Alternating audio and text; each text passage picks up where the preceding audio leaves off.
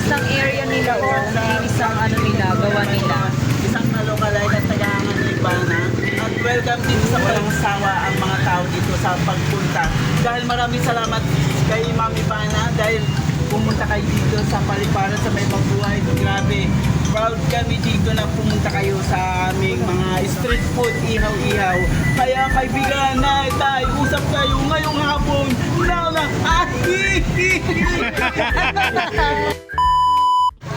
So ayun mga ka-idol, dito tayo ngayon sa may Paliparan 3 sa may Dasmariñas, Cavite.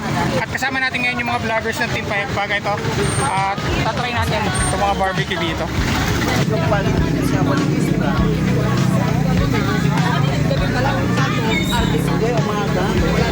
So ayan, kasama natin si Ma'am Ibana Itawi sa siya yung mga kasama natin mag food trip dito sa RR Ihaw-Ihaw. Yes. So ano ma'am, ano masasabi mo sa Ihaw-Ihaw si Sir RR? Hindi ko pa natikman pero mukha siyang masarap. Kasi malinis. Pero yung area niya talaga, wala akong masabi kasi kahit nasa street siya, malinis siya tignan. correct, tumpak. Ayan o, makikita niyo yung personal naman, pwede kayo pumunta dito. Yan. So, sa mga paninda niya naman, ayan, wala tayong masabi kasi malinis po talaga. Correct. Yan. Fresh na fresh.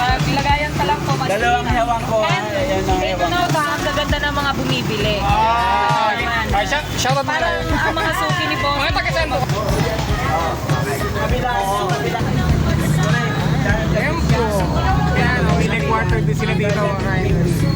So ayan mga ka-idol, dito kayo tayo sa RR Barbecue dito sa may Paliparan 3 Dasmariñas, Cavite. At grabe, tingnan nyo ito mga ka-idol. Tingnan nyo yung mga barbecue at mga ihaw-ihaw na sineserve nila dito. Sobrang lilinis at talagang ano, appetizing tingnan. So, samahan nyo kami. Dahil ang mga nabili sa akin dito mga ato. Ang dami ko ng pera. Wala akong mapaglagyan. Alam mo ba yung pera ko sa bahay? Sako-sako. Maski pumatay ako ng 5, manggahasa ako ng 6, sumulog ako ng 5 baryo, hindi mababawasan yung pera. Kaya gusto ko na mag-asawa. Siyempre, yung mga pang-asawa ko, gusto ko rin siyempre, re-rated sa negosyo tatayo ko. May nais pa tanaw. Bang, go. Yun. Master. Ako na masaliwas ka ba, no? So may nais pa na ako, mga idol. Miss, ano pangalan mo, Miss? Janela. Sige, napakaganda mo. Alam mo, bagay tayo. Nga pala sila. Yeah! Saan ka nag-work? Mercury, so nagtitinda ka ng mga gamot. Tama-tama kasi, pharmacist, konduktor.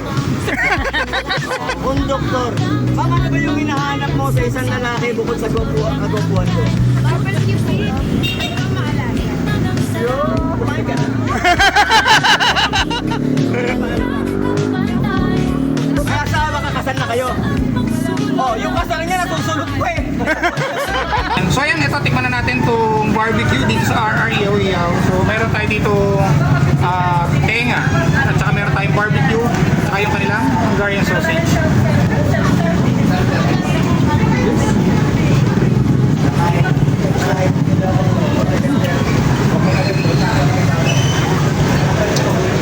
May ano, may sweetness yung kanilang ano, yung marination ng kanilang tenga.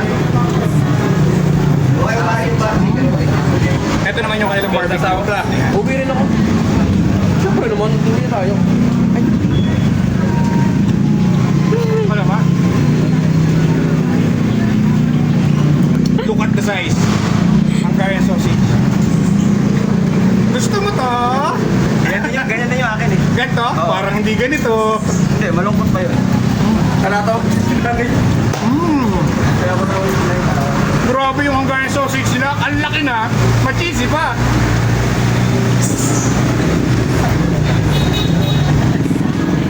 Kung gusto mo matikman itong mga ihaw-ihaw ni Kuya RR, pasyal lang kayo dito sa may Mabuhay City, Paliparan 3, Dasmariñas, Cavite. Malapit lang sa butik. Yan, nabubulol na ako. So gutom lang to. So kung gusto niyo matikman, pasyal na kayo dito at try niyo na rin ang mga masasarap at malinis silang mga street foods dito. Let's go!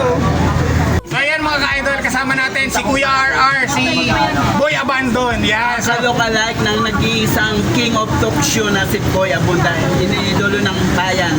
So yan, kanya tong RR Ihaw-Ihaw dito sa may Paliparan 3. So kung gusto niyo pasyalan tong kanyang ihaw-ihaw dito, punta lang kayo dito sa may Paliparan 3, dito sa may Mabuhay. At makikita niyo na to along the road lang. Tikman niyo na at talaga namang masasarap daw yung mga tinda nila dito. Judy Deodorizer for helmet and linen. And car spray removes bad odor. First and leave refreshing. Scent.many scent available. Get yours now. Visit their FB page for more details.